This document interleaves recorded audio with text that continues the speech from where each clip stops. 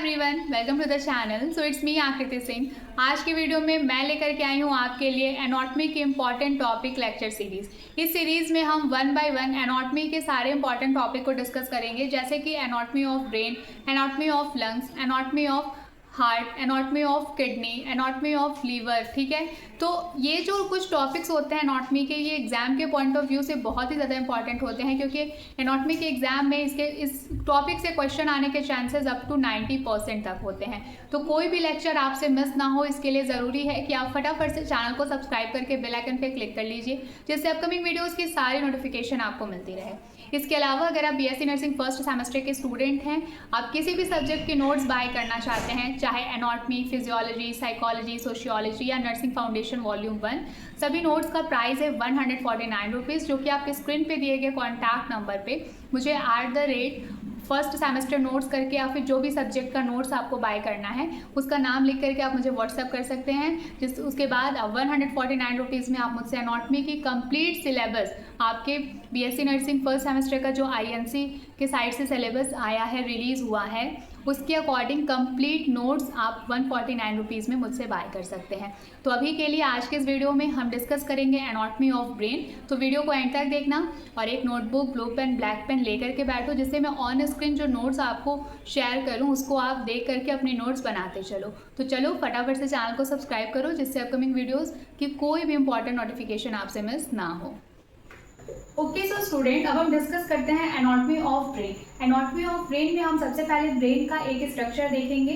तो आप देख सकते हो कि ब्रेन के स्ट्रक्चर में यहाँ पे आप देख सकते हो frontal lobe, limbic lobe and parietal lobe. ठीक है, हमारा है frontal lobe, limbic lobe and parietal lobe. उसके बाद आप इधर आप लेफ्ट साइड में देखोगे तो हमें यहाँ पे कॉर्पस कैलोसम देखने को मिलता है, थैलेमस देखने को मिलता है, ऑप्टिक कियाज्मा देखने को मिलता है, देन हाइपोथैलेमस देखने को मिलता है। ठीक है, हाइपोथैलेमस देखने को मिलता है एंड देन पिट्यूटरी। एक सेकेंड, ये स्लाइड मैं दोबारा से लाती हूँ।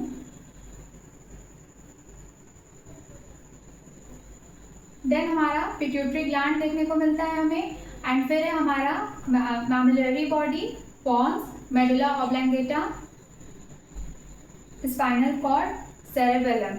ठीक है, और ये है इधर हमारा ये वाला पोर्शन पीनियल ग्लैंड। तो इतने ये स्ट्रक्चर, अगर आप ऐसा डायग्राम और इसमें जितने चीज़ें मैंने लेबल्ड करी हैं, अगर आप इतना भी तैयार कर लेते हो तो आप एग्जाम में अगर एनाटॉमी ऑफ ब्रेन में ये स्ट्रक्चर ड्रॉ करके आओगे तो इतना इनफ होगा BSc nursing semester first semester exam के लिए। एंड मैं आपको बताऊं तो मैंने अपने एनाटॉमी के एग्जाम में भी सेम यही डायग्राम ड्रॉ किया था। मैंने इसी डायग्राम से प्रिपरेशन करा था, जो मैं आपके साथ आज ऑन स्क्रीन शेयर कर रही हूँ। ठीक है, अब इसमें से सबसे इंपॉर्टेंट क्या क्या है वो मैं आपको बता देती हूँ। तो देखो, ये जो आपका फ्रंटल लोब है, ठीक है, देखो ये जो आपका बच्चों फ्रंटल लोब है, लिम्बिक लोब है, पैराइटल लोब है, ये तीन लोब बहुत ही ज़्यादा इंपॉर्टेंट है, जो आपको लेबल करना ज़रूरी है। एंड देन इधर आपका कॉर्पस कैलोसम, थैलेमस, ठीक है, then hypothalamus, pituitary gland, pons region, medulla oblongata, spinal cord, cerebellum, occipital lobe और पीनियल ग्लैंड। ठीक है, इतना इंपॉर्टेंट है। अगर आप ऑप्टिक्स कैल्समा, ठीक है, और फिर ये मैमिलरी बॉडी मान लो इन केस एग्जाम में भूल भी जाते हो तो इतना कोई बहुत बड़ा इशू नहीं होगा, बट जितनी चीज़ें मैंने आपको हाईलाइट करके बताई हैं ये सब स्ट्रक्चर में ज़रूर आप मेंशन करना। तो एनाटॉमी ऑफ ब्रेन में अगर हम एक ब्रेन का इजी सा स्ट्रक्चर देखें तो वो कुछ इस तरीके से होता है। आप इसका स्क्रीनशॉट ले लो या फिर आप अपनी नोटबुक में अच्छे से ड्रॉ कर लो, और जितनी चीज़ें मैंने यहाँ पे मार्क आउट किया है वो सारे इंपॉर्टेंट हैं। ठीक है, अब हम आगे बढ़ते हैं। अब हम डिस्कस करेंगे definition and location of brain. तो इसमें आप देख सकते हो कि क्या है, brain is the central organ of the nervous system. हमारा जो नर्वस सिस्टम होता है उसका जो सेंट्रल ऑर्गन है वो हमारा ब्रेन है, located inside the cranial cavity of the skull. मतलब बहुत ही सिंपल सा है कि देखो हमारा स्कल है, ठीक है, स्कल का जो क्रेनियल कैविटी होता है उसके अंदर, उसके इनसाइड, मतलब उसके अंदर के पोर्शन पे हमारा जो ब्रेन है वो लोकेटेड होता है। ठीक है, तो ये लाइन बहुत ही ज़्यादा इंपॉर्टेंट है, आप लोग प्लीज़ इसको अच्छे से ध्यान से पढ़िएगा कि ब्रेन कहाँ लोकेटेड होता है बेटा, तो located inside the cranial cavity of school.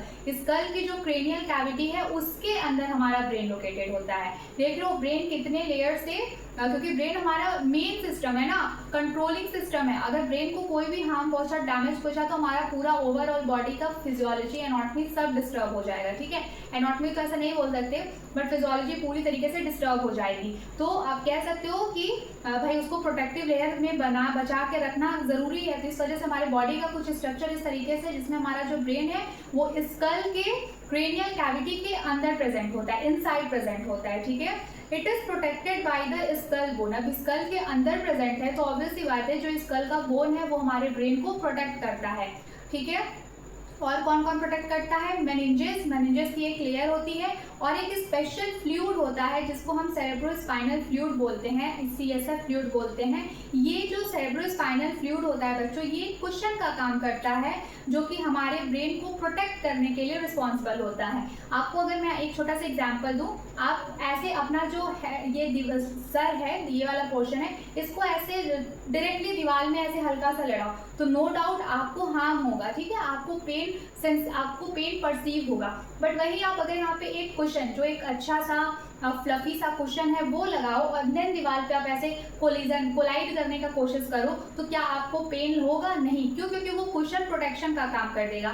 Same इसी तरीके से जो स्कल, बोन और मेनिंजेस की लेयर तो प्रोटेक्ट कर ही रही है हमारे ब्रेन को, बट एक सेरेब्रोस्पाइनल फ्लूइड नाम का फ्लूइड होता है जो कि कुशन की तरह से, एक कुशन की तरह हमारे ब्रेन को प्रोटेक्ट करता है। ठीक है, third point, together with the spinal cord the brain forms the central nervous system. तो हमारा जो ब्रेन है वो स्पाइनल कॉर्ड के साथ मिलकर हमारे सेंट्रल नर्वस सिस्टम को फॉर्म आउट करता है, मतलब फॉर्मेशन करता है। आपने CNS सेंट्रल नर्वस सिस्टम और PNS पेरिफेरल नर्वस सिस्टम के बारे में सुना होगा।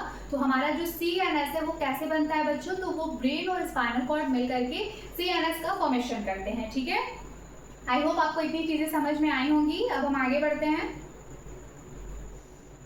ओके, तो स्टूडेंट अब हम डिस्कस करते हैं मेन डिवीजन ऑफ ब्रेन। कि ब्रेन का डिवीजन क्लासिफिकेशन आप देख सकते, जैसे कि अभी हमने देखा ना कि हमने 3 लोब देखे और उसमें पर्टिकुलर स्ट्रक्चर्स देखे, तो हम इसका डिवीजन डिस्कस करते हैं। ठीक है, तो डिवीजन अगर हम डिस्कस करें तो हमारा जो ब्रेन है उसमें 3 पार्ट में हम ब्रेन को डिवाइड करके उसके एनाटॉमिकल स्टडी करते हैं। पहला है हमारा फोर ब्रेन, ठीक है, जिसको हम प्रोस एनसेफेलॉन भी बोलते हैं।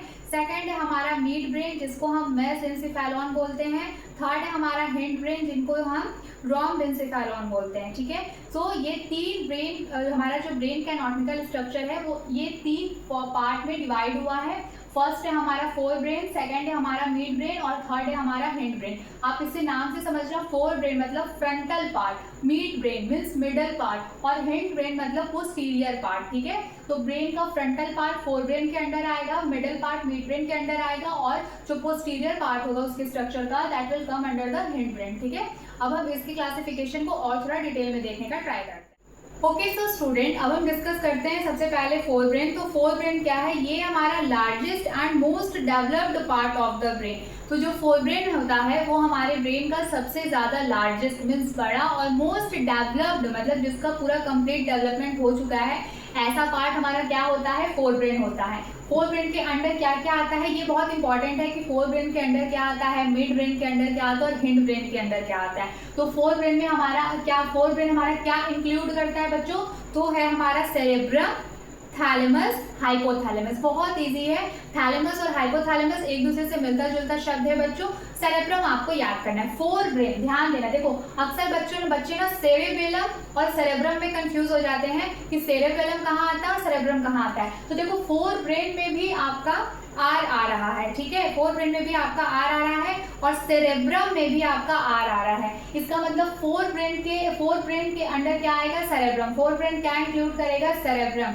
और थैलेमस और हाइपोथैलेमस ये दोनों एक दूसरे से मिलते जुलते वर्ड्स हैं, तो आपको याद करने में बिल्कुल भी इश्यूज नहीं आएंगे। तो अब ध्यान रखना, जो हमारा फोर ब्रेन मतलब हमारे ब्रेन का 3 क्लासिफिकेशन एनाटॉमिकल स्ट्रक्चर का उसका देखोगे आप, तो उसमें आपका फोर ब्रेन आएगा, मिड ब्रेन आएगा, हिंड ब्रेन आएगा। फोर ब्रेन क्या होता है, तो फोर ब्रेन हमारा सबसे लार्जेस्ट और मोस्ट डेवलप्ड पार्ट होता है हमारे ब्रेन का। ये क्या इंक्लूड करता है, cerebrum, hypothalamus, cerebrum, thalamus and hypothalamus. ठीक है, थैलेमस और हाइपोथैलेमस एक दूसरे से मिलते जुलते शब्द हैं, तो आपको याद रहेगा। सेरेब्रम भी फोरब्रेन के अंडर आता है, ये याद करने के लिए आप एक ट्रिक अपना सकते हो। फोरब्रेन में भी आर आ रहा है, सेरेब्रम की स्पेलिंग में भी आर आ रहा है, तो ये चीज हमेशा ध्यान रखना। फोरब्रेन में क्या क्या होता है, सेरेब्रम होता है, थैलेमस होता है और हाइपोथैलेमस होता है। तो इतना समझ में आया। अब हम हमारा नेक्स्ट डिस्कस करते हैं।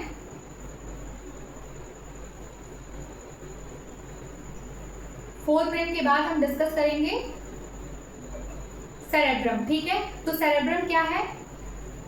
सेरेब्रम है बच्चों हम ये it forms almost 80% of the total brain weight. तो ब्रेन का जो हमारा टोटल वेट है उसका 80% पार्ट या 80% वेट कौन कैरी करता है? हमारा सेरेब्रम। ठीक है, उसके बाद इसमें दो हेमिस्फेयर होते हैं। इट हैज टू हेमिस्फेयर, जो कि हेमिस्फेयर मतलब एक सर्कल है, उसको आप जब दो पार्ट में डिवाइड करोगे तो जो दो पार्ट आपको मिल रहा है दैट इज द हेमिस्फेयर। ठीक वैसे ही ब्रेन का जो हमारा सेरेब्रम वाला पार्ट होता है उसमें दो हेमिस्फेयर प्रेजेंट होते हैं, एक हमारा राइट हेमिस्फेयर होता है और एक हमारा लेफ्ट हेमिस्फेयर होता है। और इन दोनों हेमिस्फेयर के बीच एक डीप ग्रूव, ठीक है, आप कह सकते हो कि एक लॉन्गिट्यूडनल लाइन गई होती है जो इन दोनों हेमिस्फेयर को सेपरेट किए रहता है, राइट को राइट साइड और लेफ्ट को लेफ्ट साइड, दोनों एक में मिक्सअप ना हो इसका ध्यान रखने की रिस्पॉन्सिबिलिटी एक डीप ग्रूव जो कि लॉन्गिट्यूडनल फिशर होता है इसके बीच में प्रेजेंट होता है। ठीक है, फिर उसके बाद सेरेब्रम का जो सरफेस होता है वो थोड़ा फोल्डेड फॉर्म में होता है। ठीक है, थोड़ा सा मुड़ा हुआ। अब ये जो फोल्ड्स होते हैं इनको हम क्या बोलते हैं? इनको हम गायरी बोलते हैं। ठीक है, एंड द ग्रूव्स आर सल्साइड। ठीक है, they increase the surface area for neurons. इनका क्या काम होता है? ये जो फोल्ड्स होते हैं सेरेब्रम पे, जो फोल्ड्स प्रेजेंट होते हैं वो क्या करते हैं? ये न्यूरॉन्स के लिए एक्स्ट्रा स्पेस बनाने का काम करते हैं। मतलब कि ये सेरेब्रम के सरफेस एरिया को इंक्रीज करते हैं जिससे न्यूरॉन्स को प्रॉपर स्पेस मिल पाए। ठीक है, तो भाई न्यूरॉन्स अच्छे से उसको स्पेस मिलेगा तब तो वो मैसेजेस को इजीली कैरी कर पाएगा। तो जो सेरेब्रम पे फोल्ड्स प्रेजेंट होते हैं ये फोल्ड्स क्या करते हैं? न्यूरॉन्स के लिए सरफेस एरिया इंक्रीज करने का काम करते हैं। तो सेरेब्रम हमारा ब्रेन टोटल ब्रेन वेट का 80% ऑलमोस्ट 80% वेट कैरी करता है या फॉर्म करता है। इसके दो हेमिस्फेयर होते हैं स्टूडेंट, राइट और लेफ्ट हेमिस्फेयर। इन दो राइट और लेफ्ट हेमिस्फेयर जैसे मान लो इसके बीच से ये आपका हो गया लेफ्ट साइड, ये हो गया आपका राइट साइड। ठीक है, इसके बीच से एक डीप ग्रूव लॉन्गिट्यूडनल लाइन जैसा आप ऐसे इमेजिन कर लो पास होता है जो कि लेफ्ट साइड को लेफ्ट में और राइट साइड को राइट में सेपरेट किए रहता है। ठीक है, तो और सेरेब्रम का स्ट्रक्चर में आपको कुछ फोल्ड्स देखने को मिलते हैं और ये फोल्ड्स क्या करते हैं? न्यूरॉन्स के लिए सरफेस एरिया इंक्रीज करने का काम करते हैं। तो आई होप इतना आपको समझ में आया होगा। अब हम आगे बढ़ते हैं। सेरेब्रम के बाद हम डिस्कस करेंगे, ध्यान से देखो, जिन हेमिस्फेयर के बारे में हमने डिस्कस किया उसके बारे में एक और पॉइंट डिस्कस कर लेते हैं। तो now each hemisphere has 4 lobe. ध्यान से देखा, तो सुनना बहुत इंपॉर्टेंट है। सबसे पहले सेरेब्रम में 2 हेमिस्फेयर है, एक राइट है और एक लेफ्ट साइड है, और ईच साइड का हेमिस्फेयर का क्या है? 4 लोब होते हैं। मतलब राइट वाले हेमिस्फेयर में 4 लोब प्रेजेंट होंगे और लेफ्ट वाले हेमिस्फेयर में 4 लोब प्रेजेंट होंगे। ठीक है, तो कौन कौन से वो 4 लोब होते हैं? तो पहला है हमारा फ्रंटल लोब, दूसरा है हमारा पैरेटल लोब, तीसरा है हमारा टेम्पोरल लोब और फोर्थ है हमारा ऑसिपिटल लोब। ठीक है, अब ये जो लोब्स होते हैं इनका एक अपना एक स्पेसिफिक फंक्शन होता है। तो जो हमारे वॉलेंट्री मूवमेंट्स होते हैं, जो हम अपनी इच्छा से जिन मूवमेंट्स को कैरी आउट करते हैं, जैसे कि चलना, ठीक है, बोलना, सोचना, ये हमारे कंट्रोल में है ना। तो इसको ब्रेन का कौन सा वाला पार्ट, कौन सा लोब कंट्रोल करता है? तो फ्रंटल लोब। ठीक है, उसके बाद पैराइटल लोब की अगर हम बात करें तो parietal lobe deals with touch, pain, temperature and body position. हमें हमारे बॉडी का कौन सा पोजीशन रखना है। ठीक है, हमें जब कोई चीज़ टच होती है तो उसका परसेप्शन हमारे तक परसीव कराना, ठीक है, पेन का फील का होना, हमारे बॉडी का टेम्परेचर का रेगुलेट होना, ये सब ब्रेन का कौन सा पार्ट? Parietal lobe. ठीक है, ये जो 2 हेमिस्फेयर प्रेजेंट है, राइट हेमिस्फेयर, लेफ्ट हेमिस्फेयर, और ईच हेमिस्फेयर हैज 4 लोब जो कि फ्रंटल है, पैरेटल है, टेम्पोरल है, ऑसिपिटल है। फ्रंटल लोब क्या कर रहा है? Voluntary movement, speech and thinking को कंट्रोल कर रहा है। पैरेटल लोब क्या कर रहा है? Deals with touch, pain, temperature and body position. फिर टेम्पोरल लोब की बात करें बच्चों तो टेम्पोरल लोब हमारे सुनने और याद रखने की क्षमता में मददगार होता है। Means it's temporal lobe is responsible for hearing and memory, ठीक है। ऑसिपिटल लोब, ऑकुलर प्रेशर, ये सब वर्ड्स आपसे फैमिलियर होगा तो आप ध्यान में ला पाओगे कि ऑसिपिटल लोब है वो किस लिए रिस्पॉन्सिबल होता है, फॉर विजन। हम जो देखते हैं, चीज़ों को परसीव करते हैं, उसके लिए हमारे हेमिस्फेयर का ऑसिपिटल लोब वाला पोर्शन रिस्पॉन्सिबल होता है। अगर मान लो किसी वजह से ब्रेन के 4 लोब में से ये एक ऑसिपिटल लोब किसी भी वजह से डैमेज हो जाए तो हमारा कौन सा सेंस ऑर्गन डैमेज होगा, विजन, आईज, देखने के लिए। क्यों? क्योंकि ऑसिपिटल लोब हमारे विजन को कंट्रोल कर रहा है। अब इसी लोब में मान लो इन केस कोई डैमेज आ गया तो ऑब्वियसली बात है ना, हमारे विजन, हमारी देख, फिजियोलॉजी ऑफ विजन भी ऑटोमेटिकली इम्पैक्ट होगा, उस पर भी नेगेटिव इम्पैक्ट पड़ेगा। इसलिए हम कहते हैं कि जो ब्रेन है वो हमारी पूरे बॉडी का कंट्रोल सिस्टम है, ठीक है।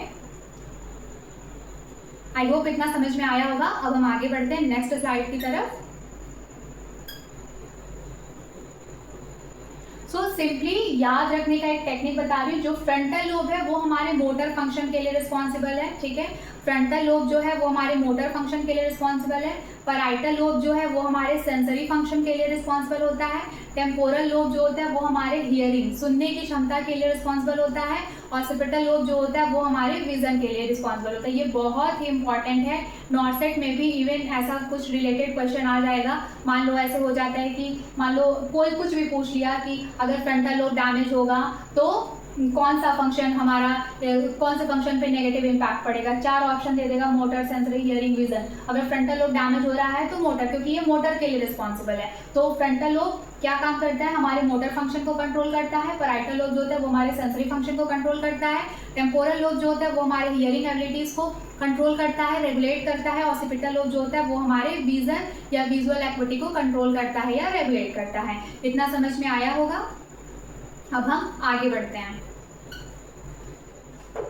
Okay, so student, cerebrum discuss करने के बाद अब हम फोर ब्रेन का नेक्स्ट कंपोनेंट डिस्कस करते हैं, दैट इज थैलेमस, ठीक है। तो थैलेमस क्या है बच्चों, तो act like a relay centre, ठीक है। All sensory impulses from the body first reach the thalamus and then are sent to the correct area of cerebrum.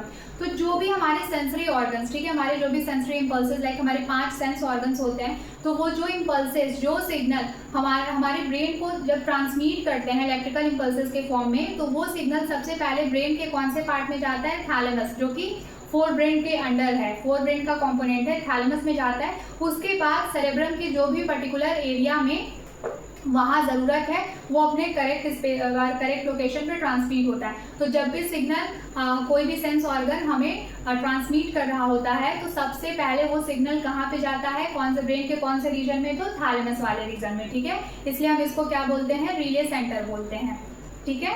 अब हम आगे बढ़ते हैं। थैलेमस के बाद अब हम डिस्कस करेंगे हाइपोथैलेमस। हाइपो का क्या मतलब होता है, कोई एक ये लेवल है तो इसके नीचे वाला जो पोर्शन है दैट इज हाइपो। तो थैलेमस के नीचे वाला जो पोर्शन है वो क्या है आपका, हाइपोथैलेमस, ठीक है। तो हाइपोथैलेमस होता तो स्मॉल है, ठीक है। थैलेमस के कंपैरिजन में हाइपोथैलेमस होता है स्मॉल है, लेकिन बहुत ही ज़्यादा इंपॉर्टेंट पार्ट होता है, ठीक है। क्यों? क्योंकि इट कंट्रोल्स, ये क्या क्या कंट्रोल करता है, बॉडी टेम्परेचर कंट्रोल करता है, हंगर एंड थर्स्ट, मतलब हमें कितनी भूख लगनी है और कितना प्यास लगना है, ये हमारे ब्रेन का कौन सा पार्ट कंट्रोल करेगा, हाइपोथैलेमस, ठीक है। स्लीप एंड इमोशंस, हमें कब नींद आ रही है, कब हमें खुश होना है, कब हमें सैड होना है, कब हमारे मिक्स्ड थॉट्स रहेंगे, मिक्स्ड इमोशंस होंगे, इन सब चीज़ों का कौन ध्यान रखता है, हाइपोथैलेमस।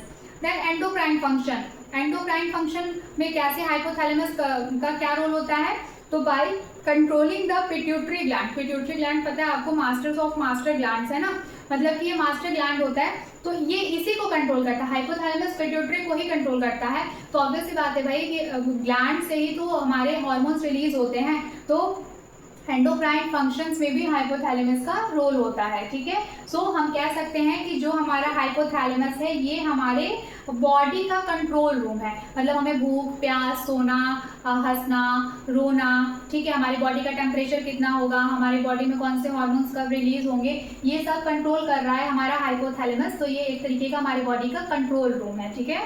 अब हम आगे बढ़ते हैं। तो फोर ब्रेन का सेरेब्रम, ठीक है। थैलेमस और हाइपोथैलेमस डिस्कस करने के बाद अब हम हमारे ब्रेन का next anatomical classification, anatomical structural classification देखते हैं, that is the mid brain. Mid brain middle वाले पोर्शन को अगर हम डिस्कस करें तो next comes to mid brain, मतलब कि फोर ब्रेन डिस्कस करने के बाद अब हम मिड ब्रेन पे आते हैं। तो it lies between the fore brain and hind brain. भाई ये बीच का पोर्शन है तो ऑब्वियस सी बात है ना कि फोर ब्रेन मीन्स एफ और हिंड ब्रेन, मतलब कि ये लास्ट वाला पोर्शन है और मिडिल पोर्शन है हमारा मिड ब्रेन। तो इसका मतलब ये फोर ब्रेन और मिड ब्रेन के बीच में ही प्रेजेंट होता है, ठीक है। It contains centres for visual and auditory reflexes, for example turning your head when you here a sudden sound और फ्लैशिंग लाइट। मतलब कि हमारा जो आप देखो कि सडन रिफ्लेक्सेस फॉर विजुअल और हियरिंग सिग्नल्स, मतलब कि किसी ने आपको बुलाया तो आप तुरंत उसके साइड देखते हो, कहीं से ब्राइट लाइट आ रही है तो आप तुरंत उस साइड देखते हो। तो ये सब कौन कंट्रोल करता है? मिड ब्रेन, ठीक है। तो मिड ब्रेन क्या है? विजुअल एंड ऑडिटरी रिफ्लेक्सेस का कंट्रोल सिस्टम है।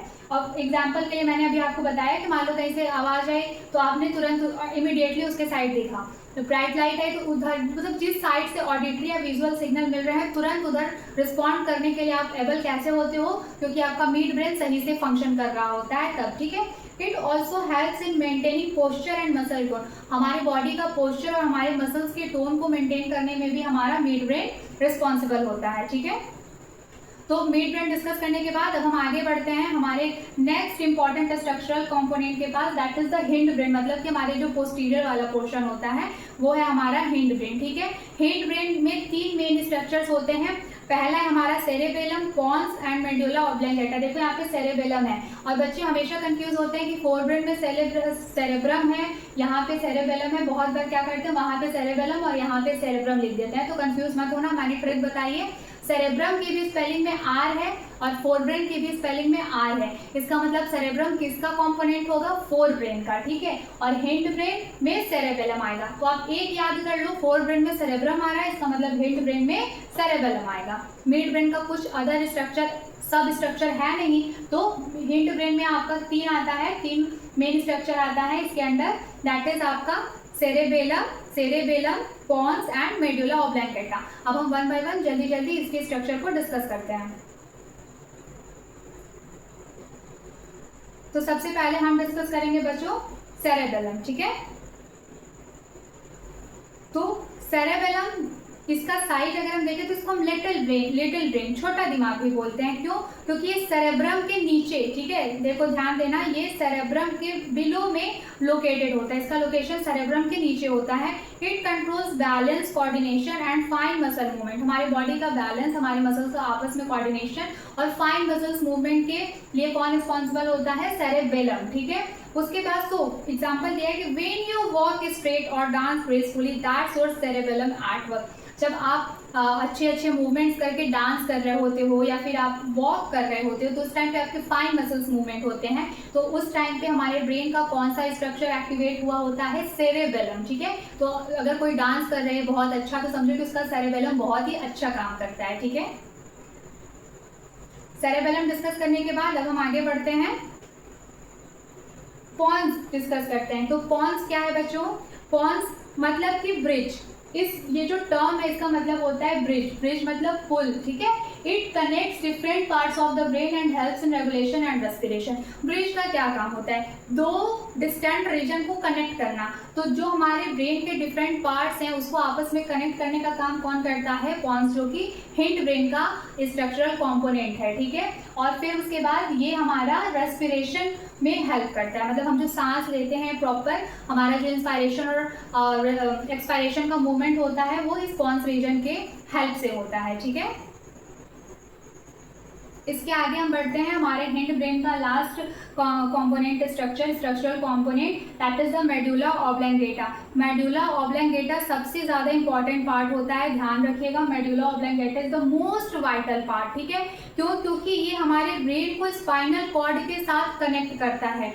तो अब ब्रेन और स्पाइनल कॉर्ड के साथ कनेक्ट करता है, इसके साथ ही साथ हमारे हार्ट रेट और हमारे ब्रीदिंग रेट को कंट्रोल करता है और हमारे बॉडी के ब्लड प्रेशर को भी कंट्रोल करता है। कौन? मेडुला ऑब्लंगेटा, ठीक है। तो एक तरीके से भाई हार्ट रेट, जिसको आप बोल दो कि बहुत ही ब्रेन के बाद अगर कोई वाइटल ऑर्गन आता है तो वो हार्ट, मतलब आपके माइंड में भी आएगा।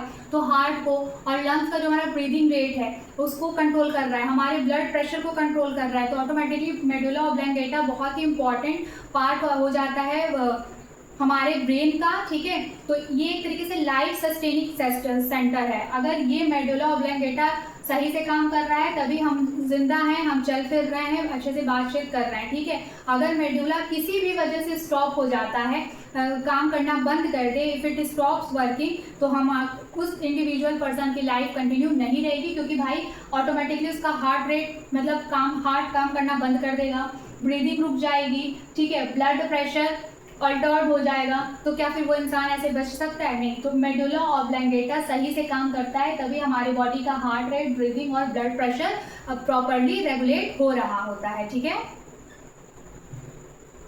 आई होप इतना समझ में आया आपको। अब हम हमारे ब्रेन के प्रोटेक्टिव लेयर्स के बारे में पढ़ लेते हैं। तो हमारे ब्रेन में 3 प्रोटेक्टिव लेयर्स होते हैं। मेनिंजेस हमारा प्रोटेक्टिव लेयर है, इसकी 3 लेयर्स हमारे ब्रेन को प्रोटेक्ट करती है। पहला है हमारा ड्यूरा मैटर, दूसरा है हमारा एरेक्नॉइड मैटर और तीसरा है हमारा पाया मैटर। जो ड्यूरा मैटर होता है वो आउटर बट टफ लेयर, ऊपरी वाला जो टफ लेयर होगा that will be dura mater. Arachnoid matter ये बीच का पोर्शन होता है और ये वेब लाइक स्ट्रक्चर होता है, जैसे मकड़ी के जाल होते हैं उस तरीके से इसका कुछ स्ट्रक्चर होता है एरेक्नॉइड मैटर का। देन पाया मैटर इनर, अंदर वाली लेयर। जब ये 3 लेयर कवरिंग देखोगे आप तो आउटर लेयर आपका ड्यूरा मैटर हो जाएगा, मिडिल लेयर आपका एरेक्नॉइड मैटर हो जाएगा और जो इनर सबसे अंदर वाली जो पतली लेयर्स होती है वो हमारा पाया मैटर होता है, और जो कि ब्रेन के सरफेस को बहुत ही क्लोजली कवर की रहती है। सब ब्रेन के सरफेस के सबसे पास कौन सी लेयर होती है? तो ये पाया मैटर, मेनिंजेस की पाया मैटर, इनर वाली पतली लेयर ब्रेन के सबसे क्लोज होती है, ठीक है। तो इतना आपको समझ में आया। ब्रेन के ये 3 ब्रेन के प्रोटेक्टिंग कवरिंग का काम मेनिंजेस करता है। मेनिंजेस के 3 layers dura mater, arachnoid matter, पाया मैटर। ब्रेन के सबसे क्लोज पाया मैटर होता है, फिर मिडल पे एरेक्नॉइड आता है और ड्यूरा मैटर बाहर वाला जो प्रोटेक्टिव लेयर होगा that will be a dura mater, जो कि आउटर टफ लेयर होती है, ठीक है, मजबूत लेयर। अब हम फटाक से थोड़ा सा इसको और डिटेल में देखते हैं। तो बिटवीन द एरेक्नॉइड एंड पाया मैटर, मतलब कि जो आपका मिडिल वाला प्रोटेक्टिव कवरिंग था और जो सबसे इनर वाला पाया मैटर था, यहाँ पे एक सब एरेक्नॉइड स्पेस प्रेजेंट होता है जिसमें कि सेरेब्रोस्पाइनल फ्लूइड प्रेजेंट होता है। तो पाया मैटर और एरेक्नॉइड मैटर के बीच में एक सब एरेक्नॉइड स्पेस प्रेजेंट होता है जिसमें कि आपका सेरेब्रोस्पाइनल फ्लूइड, पाया मैटर और एरेक्नॉइड मैटर के बीच में एक सब एरेक्नॉइड स्पेस प्रेजेंट होता है जिसमें कि आपके सेरेब्रोस्पाइनल फ्लूइड प्रेजेंट होते हैं, ठीक है। और ये फ्लूइड ही क्या करता है, मैंने स्टार्टिंग में भी बताया था कि ये फ्लूइड एक कुशन का काम करता है। ब्रेन कुशन क्या करता है, ब्रेन को हमारे प्रोटेक्ट करते हैं बहुत ही प्यार से। फ्लफी सा फ्लूइड है तो ऑफकोर्स फ्लफीनेस उसमें आ जाएगा, तो वो ब्रेन को प्रोटेक्ट करता है एक कुशन की तरह। साथ ही साथ ब्रेन को जो भी न्यूट्रिएंट्स की ज़रूरत होती है वो उस तक सप्लाई करता है, और ब्रेन में जो भी वेस्ट प्रोडक्ट्स जनरेट हो रहे हैं, क्योंकि भाई ब्रेन की सेल्स में भी तो मेटाबॉलिक रिएक्शंस कैरी आउट होगी, मेटाबॉलिक रिएक्शंस होंगे तो कुछ ना कुछ वेस्ट प्रोडक्ट भी जनरेट होगा, तो उस वेस्ट प्रोडक्ट को बाहर निकालने का काम भी ये जो सेरेब्रोस्पाइनल फ्लूइड है वो ही करता है, ठीक है। तो सेरेब्रोस्पाइनल फ्लूइड मतलब कि एरेक्नॉइड स्पेस और पाया मैटर जो बीच और सबसे अंदर वाली लेयर है उसके बीच में एक सब एरेक्नॉइड स्पेस होता है जिसमें सेरेब्रोस्पाइनल फ्लूइड प्रेजेंट होता है। ये सेरेब्रोस्पाइनल फ्लूइड क्या करते हैं, एक कुशन की तरह ब्रेन को प्रोटेक्ट करता है, साथ ही साथ ब्रेन को सारे वाइटल न्यूट्रिएंट्स सप्लाई कराता है। और इसके अलावा ब्रेन सेल्स में मेटाबॉलिक रिएक्शंस हो रहा है तो वहाँ पे जो भी वेस्ट प्रोडक्ट्स जनरेट हो रहे हैं उस वेस्ट प्रोडक्ट्स को बाहर रिमूव आउट करता है, बाहर निकालता है, ठीक है। So this is all about the protective coverings of brain, ठीक है। अब हम आगे बढ़ते हैं बच्चों। अब क्लिनिकल कोरिलेशंस, मतलब अगर ब्रेन के किसी पर्टिकुलर पार्ट को में कोई इंजरी होती है तो कब क्या नेगेटिव इम्पैक्ट पड़ेगा। तो मान लो अगर मेनिंजाइटिस होता है, ये डिजीज कंडीशंस हैं, ठीक है, ये डिजीज कंडीशन है ब्रेन के। तो मेनिंजाइटिस, ये तो आइटिस वाला जो आप टर्म देख रहे होते हो ना, ये आइटिस का मतलब होता है इन्फ्लेमेशन, ठीक है, इसका मतलब होता है, एक मिनट मैं स्लाइड्स दोबारा से लाती हूँ। ये जो आइटिस आप देख रहे हो इसका मतलब होता है इन्फ्लेमेशन और इन्फेक्शन। तो मेनिंजाइटिस का मतलब इन्फेक्शन और इन्फ्लेमेशन ऑफ मेनिंजेस। तो जब ब्रेन के जो प्रोटेक्टिव लेयर मेनिंजेस हैं, जब उसमें किसी भी टाइप का इन्फेक्शन या इन्फ्लेमेशन हो जाता है तो उस कंडीशन को हम क्या बोलते हैं, मेनिंजाइटिस बोलते हैं। देन स्ट्रोक, जो कि सीवीए सेरेब्रोवैस्कुलर एक्सीडेंट के अंडर आता है। मतलब इसमें क्या होता है कि ब्रेन टिश्यू को जब ब्लड की सप्लाई मिलना बंद हो जाती है तो उस कंडीशन को हम क्या बोलते हैं, स्ट्रोक बोलते हैं, जिसे हम सीवीए के अंडर क्लासिफाई करते हैं। ठीक है। देन ब्रेन इंजरी, मान लो अगर ब्रेन के किसी भी पार्ट को इंजरी पहुंचती है तो उसमें हमारा मोटर और सेंसरी फंक्शन डैमेज होगा।